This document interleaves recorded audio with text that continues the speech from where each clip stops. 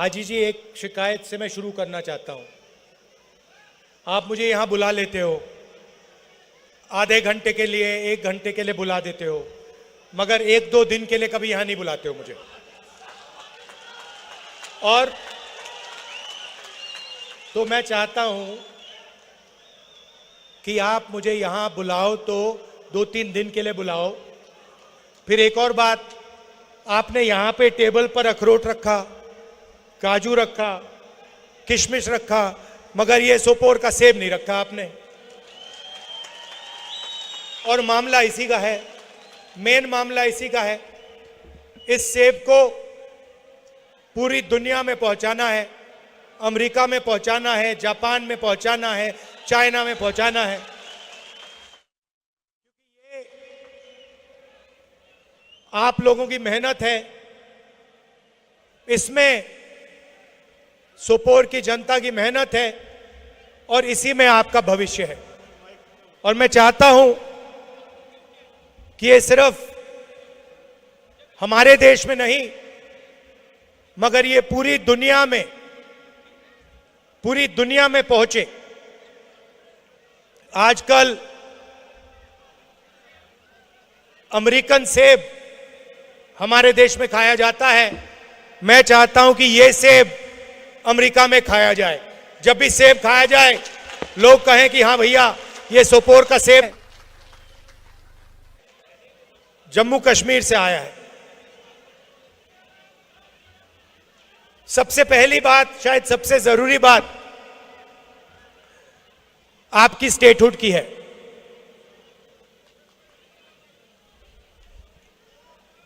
बहुत सारे union territories को स्टेट में बदला गया है, यह हुआ है। स्टेट्स को बांटा भी गया है। एक स्टेट को 2 भागों में बांट दिया गया है। आंध्र प्रदेश हुआ करता था, उसमें से तेलंगाना बनाया। बिहार हुआ करता था, बिहार और झारखंड बने। मध्य प्रदेश में से छत्तीसगढ़ बनाया गया। मगर पहली बार इतिहास में, हिस्ट्री में, एक स्टेट को यूनियन टेरिटरी में बदला गया है। और यह शर्म की बात है। यह हिंदुस्तान में कभी पहले नहीं हुआ है। पहली बार जम्मू कश्मीर के लोगों को कहा गया है कि भैया आप स्टेट नहीं हो, आप यूनियन टेरिटरी हो। आपको चीफ मिनिस्टर नहीं चलाएगा, एमएलए नहीं चलाएंगे, आपको बाहर के लोग, लेफ्टिनेंट गवर्नर, ब्यूरोक्रेट्स चलाएंगे।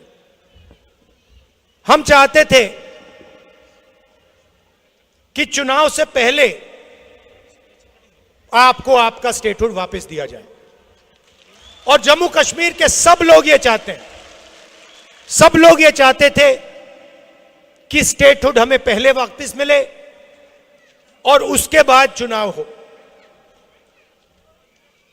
नहीं हुआ, ठीक है, पहला कदम चुनाव है, मगर इसके बाद जम्मू कश्मीर को स्टेटहुड मिलना ही पड़ेगा।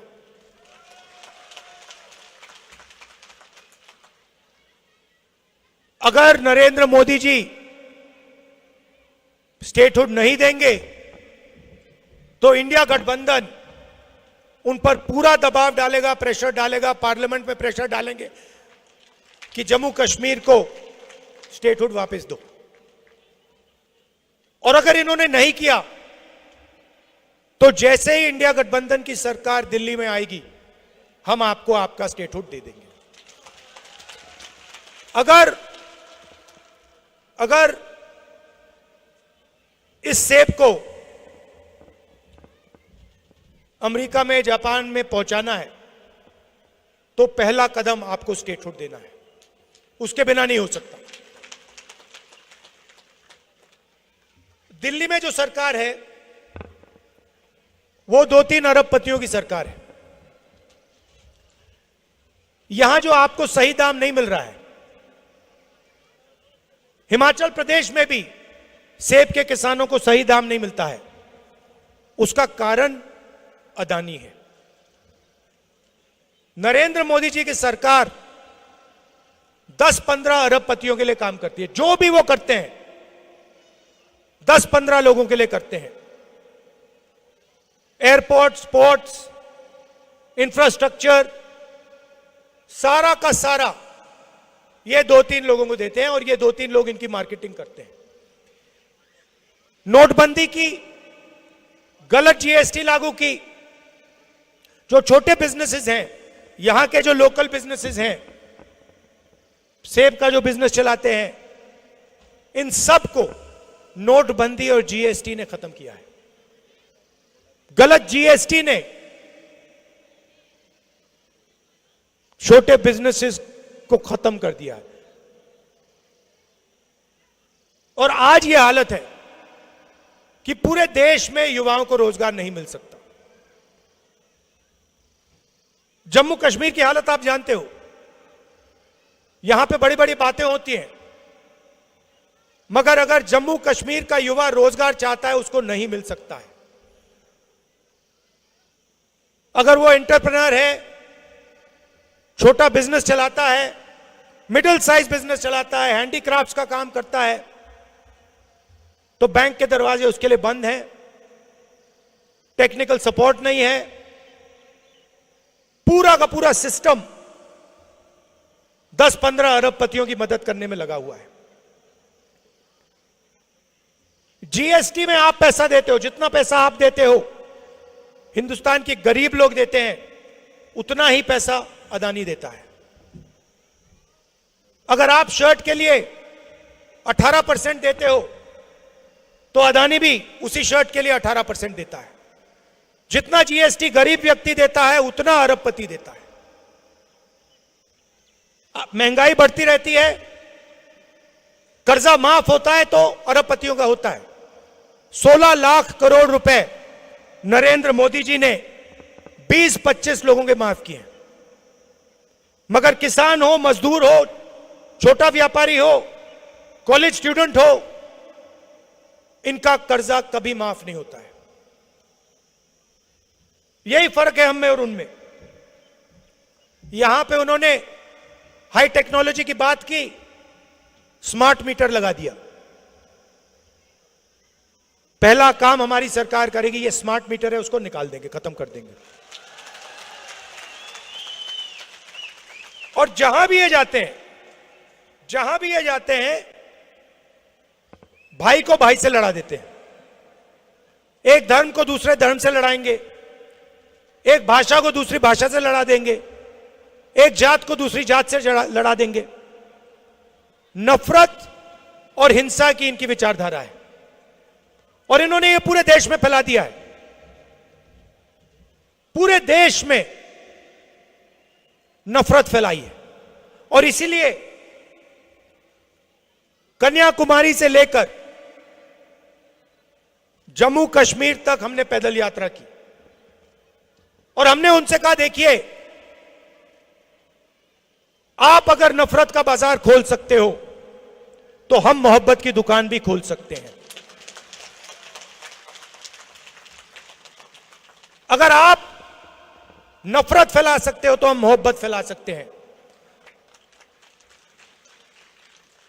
और जितनी उन्होंने मोहब्बत, जितनी उन्होंने नफरत फैलाई, उससे दुगना हमने मोहब्बत फैलाई। और 4000 किलोमीटर चले, यहां तक जम्मू कश्मीर तक हम आए। क्यों? हम मैसेज देना चाहते थे,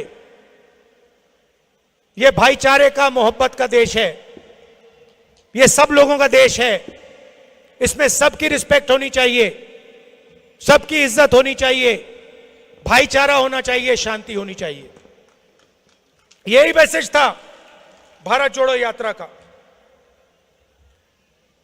यहां पे मैं जानता हूं आपकी लोकल इश्यूज हैं, 2-3 हमने मैनिफेस्टो में वायदे किए हैं। जो आपका सेब है 72 रुपीज पर किलो आपको हम मिनिमम सपोर्ट प्राइस देंगे। 100% क्रॉप इंश्योरेंस, जहां भी आपको नुकसान होगा आपको इंश्योरेंस का पैसा मिलेगा। गरीब लोगों का जो एविक्शन हो रहा है वो हम रोकेंगे, और इरिगेशन प्रोजेक्ट्स के लिए हम 2500 करोड़ रुपए आपको देंगे। मीर साहब से मेरी बात हो रही थी, उन्होंने मुझे कहा कि यहां का जो सेब है ये एक्सपोर्ट होता है, मगर इसकी प्रोसेसिंग यहां नहीं होती है, मतलब फूड प्रोसेसिंग प्लांट यहां पे नहीं है। हमारा लक्ष्य है कि आपका सेब अमेरिका जाए, जापान जाए, बाकी देशों में जाए, मगर फिर यहां आपकी सेब की प्रोसेसिंग की भी प्लांट्स लगे, कि सेब का पूरा फायदा सोपोर की जनता को मिले। आप जानते हो मेरा आपका रिश्ता राजनीतिक रिश्ता नहीं है। मेरे दिल में जम्मू कश्मीर के लिए क्या फीलिंग है आप सब जानते हो, मुझे कहने की जरूरत ही नहीं, ये आप समझते हो।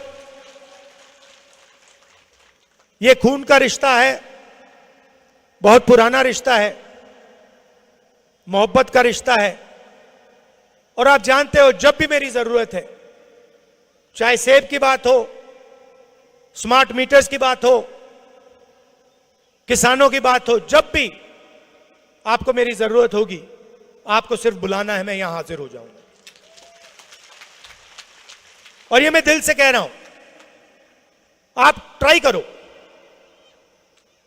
करो, अगली बार कहना, अपने एमएलए से कहना, जो जीतेंगे उनसे कहना भैया राहुल जी को बुलाओ, और आप देखना जैसे ही आप मुझे बुलाओगे मैं यहां हाजिर हो जाऊंगा।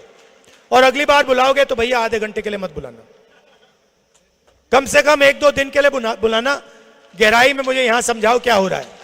आप सबका दिल से बहुत बहुत धन्यवाद। नमस्कार, जय हिंद।